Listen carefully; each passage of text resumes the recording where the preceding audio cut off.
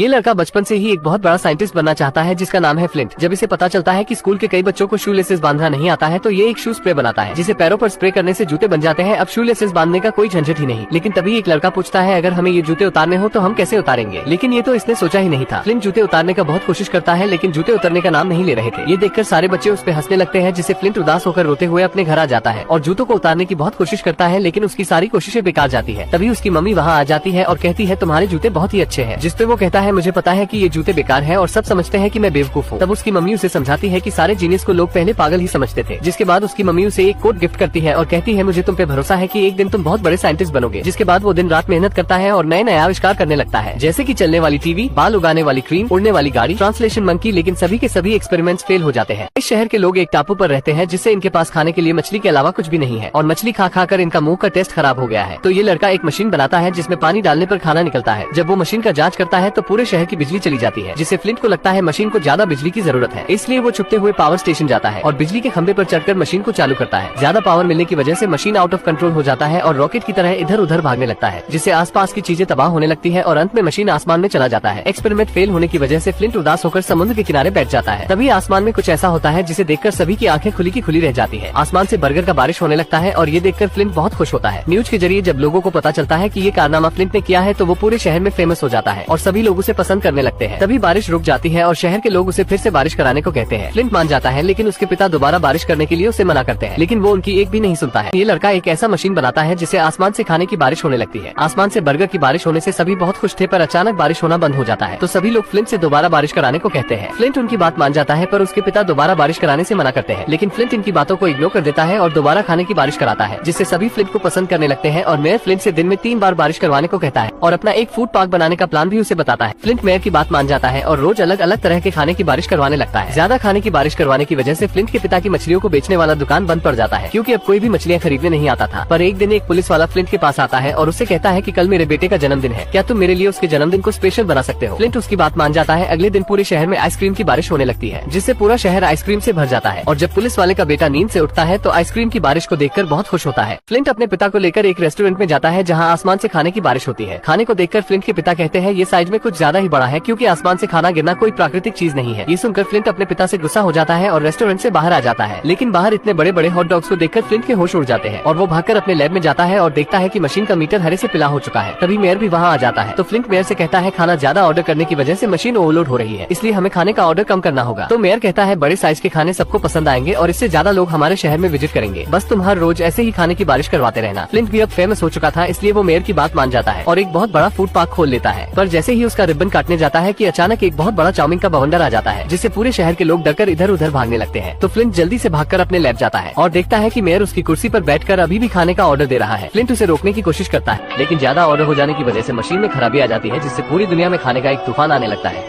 तभी सैम बताती है कि तूफान अभी थमा नहीं है बल्कि और ज्यादा बढ़ गया है जिससे पूरी दुनिया अब खतरे में है। ये सब देख फ्लिंट खुद को फिर से बेकार समझने लगता है और खुद को एक डब्बे में बंद कर लेता है। तभी उसके पिता उसका लैब कोट लेकर उसके पास आते हैं जिसे देख उसके अंदर नई उम्मीद आती है। उसके बाद फ्लिंट, सैम और उसके पिता उसकी फ्लाइंग कार में बैठ निकल जाते हैं दुनिया बचाने, जहाँ उनका सामना खाने से बने कई मॉन्स्टर से होता है जो लगातार इन पर हमला कर रहे होते हैं। कुछ तो चिकन मॉन्स्टर भी होते हैं जिन्हें देख इनकी तो हालत ही खराब हो जाती है लेकिन ये सभी उनसे लड़ते हुए लास्ट में मशीन तक पहुँच ही जाते हैं जहाँ फ्लिंट अपने बनाए गए स्प्रे से मशीन को बंद कर देता है जिससे मशीन में एक धमाका होता है और सारा तूफान गायब हो जाता है जिससे पूरी दुनिया खतरे से बच जाती है और फ्लिंट और पूरी दुनिया में मशहूर हो जाता है।